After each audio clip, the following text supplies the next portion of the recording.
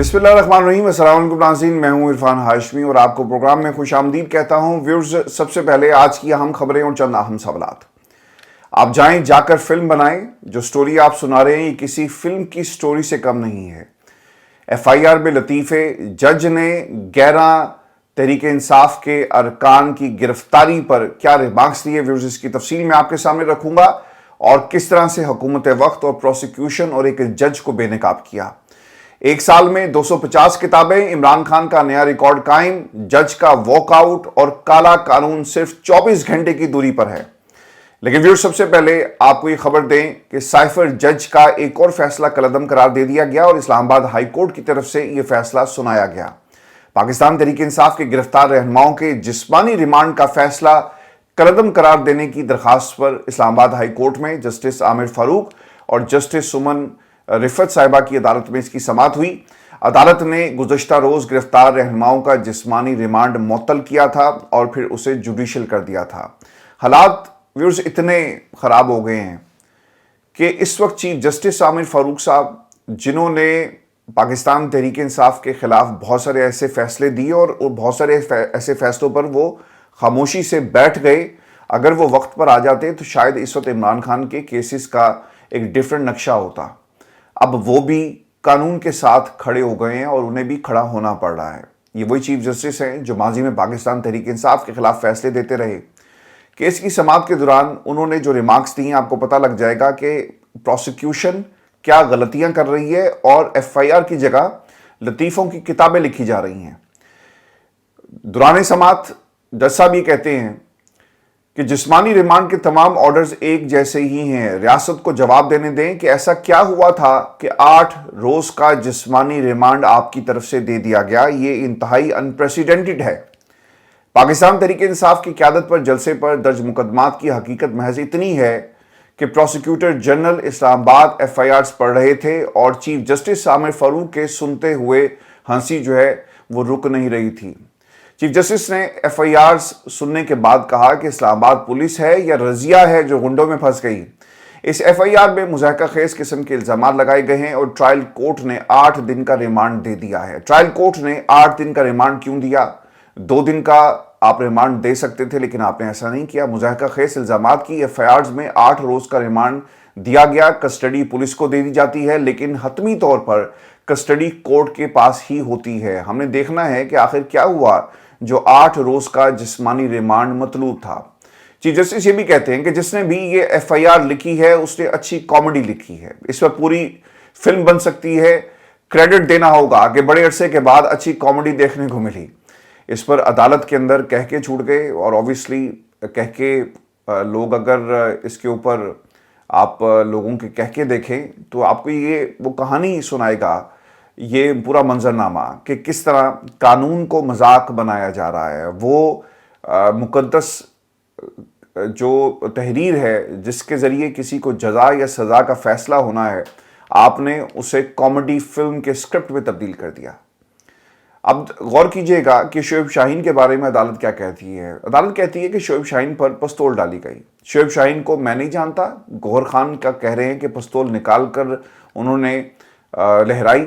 गौहर को आप और मैं नहीं जानते, कॉमेडी आपने पढ़ ली है, अब इनसे क्या बरामद आपने करना है।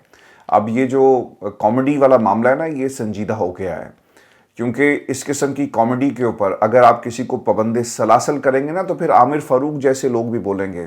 Due respect to Aamir Farooq साहब and his court. Prosecutor general Islamabad ने इस पर जवाब दिया कि शोएब शाहीन से डंडा बरामद करना है, जिस पर चीफ जस्टिस आमिर फारूक साहब जो है उनकी बेसाख्ता हंसी जो है वो निकल गई और कमरा अदालत में भी कह के लग गए। प्रोसिक्यूटर जनरल साहब ये कहते हैं कि शेर अफजल मरवत से पिस्तौल बरामद हो गया है, जिस पर चीफ जस्टिस आमिर फारूक ने कहा कि 4 दिन हो गए, आपने जो करना था वो कर लिया। 8 दिन का रिमांड आपको आखिरकार क्यों दिया गया? चीफ जस्टिस ने इस पर भी एक और चीज कही कि इल्जाम दुरुस्त भी मान ले तो इसका एक तरीकाकार है। ये स्टोरी जिसने बनाई है मजेदार किस्म की कहानी है जिस पर एक फिल्म बन सकती है। जज का ज़मीर जो है वो आखिरकार जो जाग गया है। पार्लियामेंट में गिरफ्तारियों के हवाले से चीफ जस्टिस ने रिमार्क्स देते हुए कहा कि पार्लियामेंट से गिरफ्तारियों के खिलाफ एक दरखास्त आई हुई है, आइंदा हफ्ते सुनूंगा। स्पीकर कौमी असम्बली मामले को देख रहे हैं, लेकिन ये अदालत भी देख सकती है कि किसी इदारे का वकार बाकी رہنے دیں اور جو کچھ آپ کر رہے ہیں خدا کے لیے ایسا مت کریں. آپ کیا کر رہے ہیں؟ پارلیمنٹ تمام اداروں کی ماں ہے. ملک کے حالات دیکھیں اور آپ پارلیمنٹ کے اندر گھس کر ممبران کو گرفتار کرتے ہیں، انتظار کر لیتے، وہ باہر آتے پھر ان کو گرفتار کیا جا سکتا تھا. پروسیکیوٹر جنرل نے اس کا جواب دیا کہ جلسے میں ریاست مخالف خوفناک تقاریر کی گئی.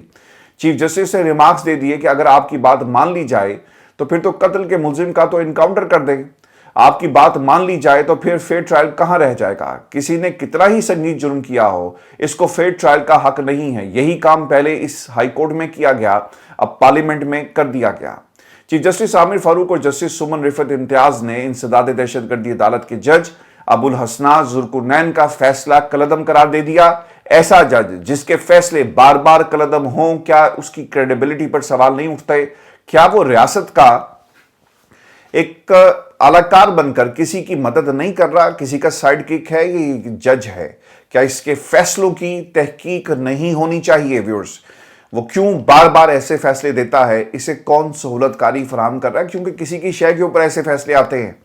جب آپ آئین اور قانون کی کتاب پڑھتے ہیں تو وہاں پر ایسے فیصلے لکھنے کی یا پڑھنے کی یا دیکھنے کی یا ان کو اپنے قلم سے تحریر کرنے کی اجازت نہیں ہے. یہ فیصلے وہیں سے ہوتے ہیں جہاں پر اس وقت پورے ملک کی تقدیر کا فیصلہ کیا جا رہا ہے. عوام ایک فیصلہ کرتی ہے، لیکن وہاں پر جو لوگوں کی اور پاکستان کی تقدیر لکھنے والا بیٹھا ہوا ہے وہ کچھ اور سکرپٹ لکھ کر ان لوگوں کے حوالے کرتا ہے، جو آتے ہیں، منادی کرواتے ہیں، اعلان ہوتا ہے اور پھر لوگوں کی تقدیر کا فیصلہ کر دیا جاتا ہے. ویورز، اس وقت حامد رضا اور محمود خان اچکزئی، بیرسٹر گوہر، سب لوگ تقریر کر رہے ہیں اور یہ ہماری بے بسی ہے کہ وہ پارلیمنٹ ہے جس کے بارے میں اس ملک کے سب سے بڑی عدالت کے ایک ایسے جج نے جو اس وقت ایکسٹینشن کے کھیل میں ملوث پایا گیا اور رنگے ہاتھوں پکڑا گیا اور بار بار پکڑا جا رہا ہے اور پھر اس کے اوپر ریاست خاموش ہے اور لوگ خاموش ہیں، کوئی بات نہیں کر رہا. اس نے اسی فلور پر کھڑے ہو کر کہا کہ پارلیمنٹ سپریم ہے. وہ اپنی کرسی پر بیٹھتا ہے تو اسے پارلیمنٹ کی توقیر یاد آتی ہے، لیکن آج کوئی عدالت نہیں کھلی اور کسی دوسرے کیس میں قاضی فائز عیسیٰ نے یہ بھی نہیں کہا کہ جو کچھ پارلیمنٹ میں ہوا نہیں ہونا چاہیے تھا.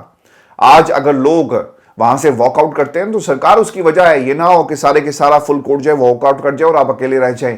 آج پاکستان میں جس جج نے یہ کہا کہ پارلیمنٹ سپریم ہے تو سپریم عدالت کی سپریم بلڈنگ میں اور جو سپریم لوگ تھے انہوں کے خلاف کیا کام ہوا؟ آج پاکستان کی عدالتیں یہ سوال کر رہی ہیں. لیکن سوال یہ بھی ہے کہ ماسک والے کون تھے، ان کے بارے میں کون پتہ کروائے گا؟ جب سوال کیا جاتا ہے اور جب لوگوں کو اٹھانے آتے ہیں تو پوچھا جاتا ہے کہ سر کوئی آپ ہیں کون، ایف آئی آر دکھا دے، تو کہا جاتا ہے سر آپ کو پتہ ہی ہے نا، تو قوم کو بھی بتا دیں کہ یہ لوگ کون ہیں. اور ایاز صادق صاحب نے جو کمیٹی اور جو جتنا بھی کچھ کیا، لوگ اس پہ نعرے مارے. لیکن میرا ایک سوال ہے کہ جب تک ایاز صادق صاحب ان ماسک والوں کو نہیں پکڑتے، یہی سوال ہے نا کہ اس ملک کے اندر جو نظر نہیں آتا وہ ہر طرف نظر آ رہا ہے اور وہ کیوں پکڑا نہیں جاتا؟ تو ان خفیہ ہاتھوں کو پکڑنے کی ضرورت ہے اور جب تک وہ نہیں پکڑے جائیں گے. سر، جمہوریت ابھی تو آپ کے گھر میں گھس کر انہوں نے در اندازی کی، سامان توڑا، دروازے توڑے اور یہ سب کچھ ہوا نا، اور لوگوں کو انہوں نے وہاں پر یرغمال بنا کر اپنی مرضی کا کام کیا. ابھی تو بہت سارے لوگوں کی باری آئی. آپ نے راستے کھول دیے. کل کو جب پاکستان تحریک انصاف کی حکومت آئے گی اور آئے گی اور ضرور آئے گی، اور پھر جس طرح آئے گی پھر آپ نہیں آئیں گے اور پھر آپ کے بھی جو سارے کے سارے یہ واقعات اس وقت ہو رہے ہیں، جو کچھ آپ کے ساتھ ہوگا وہ رپورٹ بھی نہیں ہوگا اور پھر آپ نے پاکستان کی میڈیا سے بھی گلہ کرنا ہے، سب لوگوں سے گلہ کرنا ہے. ہم آپ کو یاد کروائیں گے، آپ کی آواز ضرور بنیں گے، کیونکہ ظلم کسی کے ساتھ بھی ہو، ظلم ہے، ظلم نہیں ہونا چاہتا، لیکن یہ وقت آپ کو ضرور جو ہے وہ یاد کروایا جائے گا. میں ویورز آپ کو یہ خبر یہ بھی دے دوں کہ خان صاحب نے نا دنیا کو ہر طرح سے حیران کیا ہے. خان صاحب کرکٹ میں تھے، حیران کرتے ہیں. خان صاحب کا ایکشن صحیح نہیں تھا، انہیں کہا گیا کہ آپ بولر نہیں بن سکتے، انہوں نے بولر بن کے دکھایا اور فاسٹ بولر بن کے دکھایا. انہیں کہا کرکٹ نہیں کھیل سکتے، انہوں نے کرکٹ کھیل کے دکھائی. انہیں کہا گیا کہ یہ پاکستان کا کپتان نہیں بن سکتا، انہوں نے کپتان بن کے پاکستان کی کرکٹ کا نقشہ بدل دیا. سب کچھ عمران خان نے آپ کو کر کے حیران کر دیا. اور پھر جو پریکٹس کی ایک سٹوری میں نے آپ کو سنائی تھی نا کہ جب انہیں بتایا گیا کہ یہ کرکٹر نہیں بن سکتا اور بولر نہیں بنے گا، تو انہوں نے نا ایک وکٹ زمان پاک کے ساتھ ہی ایک جگہ ہے جہاں پہ وہ روزانہ پریکٹس کرتے، بچے انہیں کھلاتے نہیں تھے. تو پھر آخرکار تاریخ نے دیکھا کہ وہ one of the greatest all rounders بن کر سامنے آئے. خان صاحب جب کوئی بات سوچ لیتے ہیں نا تو وہ کر کے دکھاتے ہیں، اور میرا خیال ہے کہ یہ ہر انسان کو اپنی زندگی کے اندر ایک مشن جو ہے وہ ضرور بنانا چاہیے. اب ایک اور حیران کن کام انہوں نے کیا اور یہ حیران کن کام جی، ایک سال میں 250 کتابیں، یہ ایک نیا ریکارڈ ہے۔ عمران خان سے جیل میں سیاسی گفتگو کی اجازت نہ دینے کے حوالے سے جی کیس کی سماعت ہوئی ہے، اور سماعت سردار اعجاز اسحاق صاحب جو ہے وہ کر رہے ہیں، اور ان کے لیے بھی دعا کیجیے گا، یہ جو جج صاحب ہیں، اسی لیے کیونکہ یہ بہت کم لوگ رہ گئے یا تو جو واک آؤٹ کرتے ہیں یا پھر انصاف کے ساتھ کھڑے ہیں، کیونکہ یہاں پر ایکسٹینشن کا کھیل شروع ہو گیا۔ لوگوں کے حقوق سلب کر کے، لوگوں کی ماؤں بہنوں بیٹیوں کو اٹھا کر کوئی ایکسٹینشن لے گا تو تاریخ اسے معاف کرے گی؟ کبھی نہیں کرے گی۔ جس ایم این اے کو اٹھایا گیا، اس کے بچے، اس کی بیوی، بیٹی، بہن، یار یہ کون سا ملک ہے؟ ایسا تو شاید ہلاکو خان اور چنگیز خان کے زمانے میں ہوتا ہوگا۔ ہم آج 2024 میں جی رہے ہیں، اور آج پاکستان جہاں پہ جمہوریت کا ایک ایسا سٹیج شو ہے جس میں کرداروں کی انٹری ہوتی ہے، وہ اپنا رول ادا کرتے ہیں اسکرپٹ کے مطابق، اسکرپٹ رائٹر لکھ رہا ہے اور وہ چلا جاتا ہے۔ اس ملک کے اندر جب تک رول آف لا نہیں ہوگا، اور قاضی صاحب 3 سال کی ایکسٹینشن کو دیکھیں گے یا پھر آپ کے اوپر جو تا قیامت جو سوال آپ کی ذات کے ساتھ آپ جڑ جائیں گے، ان سوالوں کو دیکھیں گے اور لوگوں کو انصاف دیں گے۔ آپ کہتے ہیں نا کہ مجھے پتا نہیں کیا ہو رہا ہے، میں نے کبھی ایسی بات نہیں کی، اور جس کیس کی بات اس پہ کرے، اور آپ نے اپنے کیسز کے اندر پاکستان تحریک انصاف کا بار بار ذکر کیا، آج کیوں نہیں کرتے؟ اور کیوں جب تک آئینی ترمیم سے پہلے یہ مخصوص رشستوں کے کیس کا فیصلہ نہیں ہو جاتا، اس قانون کی، اس آئین میں ترمیم کی کیا حیثیت ہوگی؟ اس سوال کا بھی آپ کو جواب دینا پڑے گا۔ علی ظفر صاحب عدالت میں پیش ہوئے اور انہوں نے کہا کہ منگل اور جمعرات کو 2 دن ہیں جی خان صاحب سے ملاقات کے۔ ایک چھوٹا سا کمرہ ہے جہاں پہ یہ میٹنگ کروائی جاتی ہے، اور عدالت اگر لوکل کمیشن بنا دے تو شاید یہ معاملہ آسان ہو جائے، جو آپ کو آ کر رپورٹ دے کہ کن حالات کے اندر میٹنگ کروائی گئی۔ جیلر جی اس کے اوپر بیان دیا کہ عدالت کے آرڈر پر مکمل عمل ہو رہا ہے، لوکل کمیشن بھی قائم ہے۔ اس پر جسٹس سردار اعجاز نے کہا کہ لوکل کمیشن الگ کیس ہے، وہ تو انصاف تک رسائی آپ کی یقینی بنانی ہے۔ یعنی 3 لوگ، آپ کو یاد ہوگا جسٹس سردار اعجاز صاحب کی طرف سے ایک حکم آیا کہ آپ لگائیں، اور جو رپورٹ دیں گے کہ اندر کتنے وکیل جا رہے ہیں، ان کے اسسٹنٹ بھی جائیں گے، اگر 900 وکیل بھی جانا چاہیں تو ان کو جانے دیا جائے گا، اور انصاف تک رسائی کو آپ نے یقینی بنانا ہے، اور یہ ملاقات کا کیس ہے، اسے آپ اس کے ساتھ کنفیوز مت کریں۔ اس پر جیلر صاحب چونکہ تیاری کروا کے ان کو بھیجا گیا تھا، تو انہوں نے جواب دیا کہ عدالت ہمیں کلیئر آرڈر کر دے، ہمیں کنفیوژن رہتی ہے، کبھی ایک لسٹ اتنی ہے کہ کبھی دوسری لسٹ، یعنی ایک لسٹ آئی پھر دوسری لسٹ آ گئی، تو ہم نے کس لسٹ کے اوپر عمل درآمد کرنا ہے۔ سپرنٹینڈنٹ اڈیالہ جیل کا بیان، اور عمران خان کو ایک جیل میں ایک سال میں 250 کتابیں فراہم کی گئی۔ جج صاحب نے جیلر کو ہدایت کی کہ عمران خان سے جیل میں منگل اور جمعرات کو کون کون سے لوگ ملاقات کرنے آتے ہیں، یہ فہرست عمران خان خود دیں گے، اور اسی کے مطابق ملاقات جو ہے وہ کرائی جائے۔ اہم ریمارکس ہیں، اور یہ بہت ہی امپورٹنٹ اس لیے بھی ہیں کیونکہ گورے کا جو قانون تھا وہ آج 2024 میں کیسے لاگو ہوگا۔ اہم ریمارکس کہ گورے نے جیل کا قانون سن 1900 میں بنایا، یعنی آج سے تقریباً 124 سال پہلے۔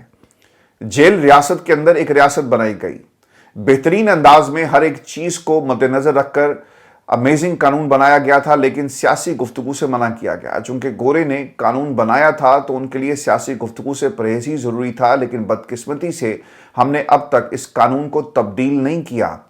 گورے کو تکلیف یہ تھی نا کہ اگر سیاست پہ بات ہوگی 1857 کی جنگ آزادی، اور اس سے پہلے جب ایسٹ انڈیا کمپنی بنی، انہوں نے کس طرح سوداگر بن کر ہمارے اس خطے کے اوپر حکمرانی کی۔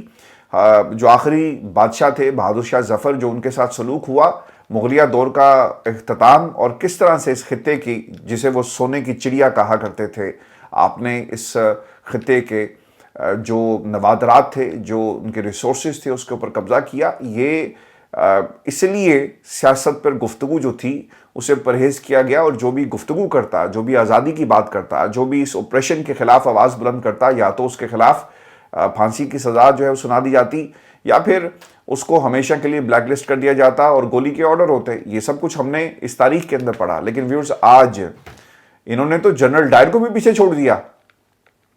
اور کیسے پیچھے چھوڑا؟ یہ ماؤں بہنوں بیٹیوں کو اس وقت اٹھایا جاتا تھا اس زمانے میں کہ اگر آپ نے کسی کو پکڑنا ہو، اور کوئی جس کو آپ ڈاکو کا نام دیتے ہیں، جو رابن ہوڈ تھے اس زمانے کے، جو انگریزوں کے جو جتنے بھی قافلے ہوتے ہیں ان پر حملہ کرتے، اور جہاں پر بھوک تھی ان علاقوں میں وہ پیسہ تقسیم کر دیا جاتا، وہ جو دولت لوٹی جاتی وہ تقسیم ہوتی۔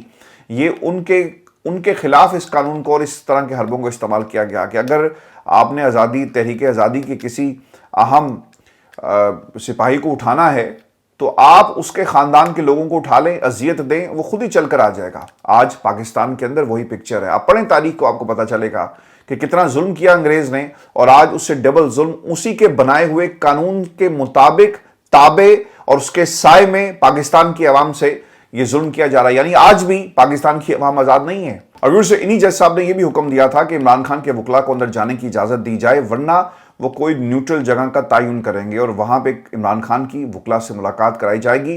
उन्होंने ये भी कहा था कि अगर इमरान खान के 900 भी वकील हों तो वो अंदर जाएंगे और सबको आप अंदर जाने की इजाजत देंगे। मैं आपको व्यूअर्स एक और भी खबर ये दे दूं कि जुडिशल कमीशन का इजलास हुआ है और जस्टिस मुनीब अख्तर का वॉकआउट है। जुडिशल कमीशन के मुजवजा रूल 2024 से मुतल्लिक चीफ जस्टिस पाकिस्तान काजी फैज ईसा की ज़ेर सदारत जुडिशल कमीशन का इजलास जारी है जी इस वक्त भी। और इजलास में justice Mansoor Ali Shah, justice Munib Akhtar, justice याया अफरीदी और जस्टिस अमीनुद्दीन इजलास में शरीक हैं और हाई कोर्ट के चीफ जस्टिस भी इजलास में शरीक हैं। इजलास में जस्टिस रिटायर्ड मंजूर मलिक, अटॉर्नी जनरल और वज़ीर कानून आज़म नज़ीर तारड़ भी शरीक हैं। चारों सूबाई वज़रा कानून समेत हाई कोर्ट्स के सीनियर जजेस भी इसमें शरीक हुए। इजलास में जजेस की तकर्री के लिए रूल्स का जायज़ा लिया जा रहा है और हाई कोर्ट्स में खाली सामियों का इस पर भी तकर्रियों का जायज़ा जो है वो इस इजलास के एजेंडे में शामिल है। दौरान इजलास जस्टिस मुनीब अख्तर ने जुडिशल कमीशन इजलास मौखर करने की तजवीज़ दी, जिस पर कमीशन ने इजलास मौखर करने की तजवीज़ से इख्तलाफ किया तो जस्टिस मुनीब अख्तर ने जुडिशल कमीशन इजलास से वॉकआउट कर दिया। इसकी वजह यह है जी कि 3 मई को गुज़श्ता इजलास में आज़म नज़ीर तारड़ ने कहा था कि जब तक आइनी तरमीम नहीं आ जाती तब तक जुडिशल कमीशन का इजलास मुलतवी कर दिया जाए। तो जस्टिस मुनीब अख्तर ने आज भी यही कहा कि जब तक आइनी पैकेज सामने नहीं आ जाता जब तक जुडिशल कमीशन के इस इजलास को मुलतवी कर दिया जाए। आइनी पैकेज तैयार हो चुका है जी और आइनी कानूनी अदालती इस्लाहात का जो पैकेज है कहा जा रहा है कि कल इसे मंजूर करवा लिया जाएगा और हुकूमत का सेनेट और कौमी असम्बली का इजलास कल बुलाने का ये फैसला है। कौमी असम्बली का इजलास कल दिन 11 बजे और सेनेट का इजलास शाम 4 बजे बुलाया जाएगा और इस्लामाबाद के अंदर जो खबरें आ रही हैं कि कल बुलाए गए इजलास में अहम कानून साजी मतवक्के है और कौमी और असम्बली और सेनेट सेक्रेटेरिएट को हदायत बाकायदा तौर पर जारी जो कर दी गई। देखते हैं जी कल आइनी तरमीम होती है और वो कौन से गोहरे नायाब हैं जो पाकिस्तान तहरीक इंसाफ को छोड़कर या फिर फजल रहमान साहब हैं।